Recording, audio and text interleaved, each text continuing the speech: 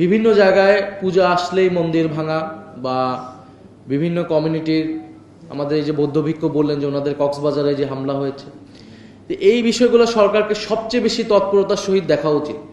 যদিও বর্তমান আইন শৃঙ্খলার পরিবেশ সন্তোষজনক নয়, আমরা বিভিন্নভাবে এটা দেখতে পাচ্ছি, কিন্তু সাম্প্রদায়িক বিষয়টাকে আমাদের সর্বাধিকভাবে গুরুত্ব দিয়ে আমাদের এই আইন শৃঙ্খলার পরিবেশটা নিশ্চিত করা উচিত। এবং যদি এই ধরনের কোনো ঘটনা ঘটে, এই ঘটনার পুঙ্খানুপুঙ্খানু তদন্ত হওয়া উচিত। কারণ আমরা দেখি সোশ্যাল মিডিয়াকে ব্যবহার করে এখন কিন্তু খুব অল্প সময়ে একটা ছোট্ট ঘটনাকে একটা ভিন্ন কনটেক্সট দিয়ে, ভিন্ন রূপ দিয়ে একটা সারা দেশে এক ধরনের পরিবেশ পরিস্থিতি তৈরি করা হয় এবং এটার জন্য ওত পেতে থাকে বিভিন্ন এজেন্সি এবং বিভিন্ন রাজনৈতিক গোষ্ঠী। এটার ফায়দা নেওয়ার জন্য পরিকল্পিতভাবে সাম্প্রদায়িক বিভাজন এবং সম্প্রীতি বিনষ্ট করার চেষ্টায় আছে।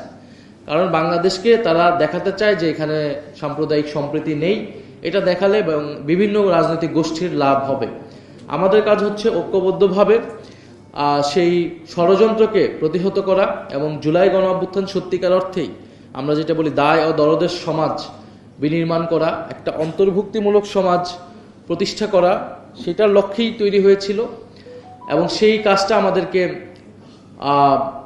এগিয়ে নিয়ে যেতে হবে।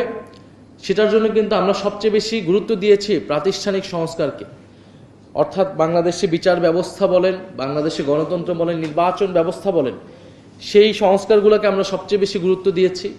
কারণ এটার ফসল আসলে সবাই পাবে, ধর্ম বর্ণ নির্বিশেষে।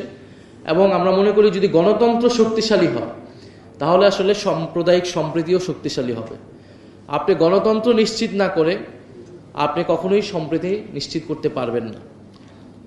সম্প্রীতি নিশ্চিত করার পূর্বসূত্র হচ্ছে গণতন্ত্র নিশ্চিত করা। গণতন্ত্র নিশ্চিত করার পূর্ব শর্ত হচ্ছে আমাদের যে রাষ্ট্রীয় প্রতিষ্ঠানগুলো, নির্বাচন ব্যবস্থা, আমাদের বিচার ব্যবস্থা, সেটা নিশ্চিত করা। ধরেন যদি উচ্চকক্ষ হয় ভোটের অনুপাতে, সেখানে কিন্তু সকল সম্প্রদায়ের প্রতিনিধিত্ব নিশ্চিত করা আরও বেশি সহজ হবে, যেটা নিম্নকক্ষে হচ্ছে না।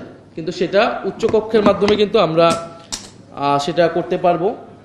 ফলে সেই জায়গা থেকে এই সংস্কারগুলোর পক্ষে, এটা কোনো দলের সংস্কার না, দলের লাভের জন্য না। এই সংস্কার হলে বিরোধী দল বা আমরা যে খুব লাভবান হবে এরকম না, এটা দেশের মানুষ লাভবান হবে, রাষ্ট্র লাভবান হবে। আপনারাও আপনাদের জায়গা থেকে কথা বলবেন, সরকারের সাথে যখন আপনারা আলোচনা করবেন এই বিষয়গুলো আপনারা বলবেন। যদি বিচার ব্যবস্থা ধরেন স্বাধীন নিরপেক্ষ থাকে, তাহলে যে কোনো সাম্প্রদায়িক হামলার বিচারের কিন্তু সুফলটা আপনারা পাবেন। কারণ বিচার ব্যবস্থা কোনো কেবলমাত্র সরকার বা কোনো সম্প্রদায়, কোনো দলের কুক্ষিগত থাকবে না। ফলে এইগুলো নিয়ে আপনারা ভাববেন। এবং বিচার, আমরা যেটা বলছি যে গণহত্যা যে হয়েছে, সেই বিচারগুলো নিশ্চিত করে আপনাদের জায়গা থেকেও আমি মনে করি দাবি উঠানো উচিত। যেই বিগত 16 বছরে যেই সাম্প্রদায়িক হামলাগুলো হয়েছে সেগুলোর বিচারও নিশ্চিত করতে হবে। আমরা শুধু 16 বছরে গুম, খুন ইত্যাদির কথা বলতেছি, কিন্তু সাম্প্রদায়িক যেই ঘটনা হয়েছে সেগুলোর বিচারও যাতে নিশ্চিত করা হয়, সেই দাবি আমরা উঠাচ্ছি আজকের এই জুলাই সম্প্রীতি সমাবেশ থেকে। এবং আপনারা বর্তমান যে রাজনৈতিক পরিস্থিতি দেখতেছেন, যে দেশে আমরা একটা ভয়ের পরিবেশ আবারও দেখতে পাচ্ছি, বিরোধী মতকে দমন পীড়ন করার পুরনো কায়দা আমরা এই সরকারের মধ্যে দেখতে পাচ্ছি।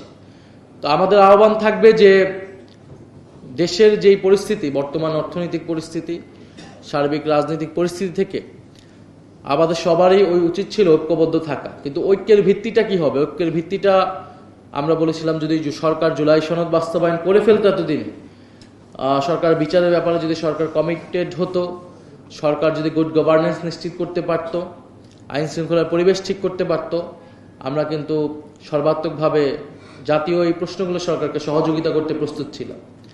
ফলে এখনো আমরা এটাই বলবো, সবার জায়গা থেকেই দায়িত্বশীল আচরণ করা উচিত। কারণ আমাদের জাতীয় ঐক্যের জায়গাটা কিন্তু এখনো প্রয়োজন জুলাই গণ অভ্যুত্থানকে সফল করার জন্যই। আর দেশের যে অর্থনৈতিক রাজনৈতিক সংকট থেকে উত্তরণের জন্য আমাদের এটা প্রয়োজন। আমি ধন্যবাদ জানাচ্ছি আজকের যারা আয়োজন করেছেন। আমরা জানি যে পাহাড় এবং সমতল, হিন্দু মুসলমান বৌদ্ধ খ্রিস্টান সকলের মিলিয়ে বাংলাদেশ।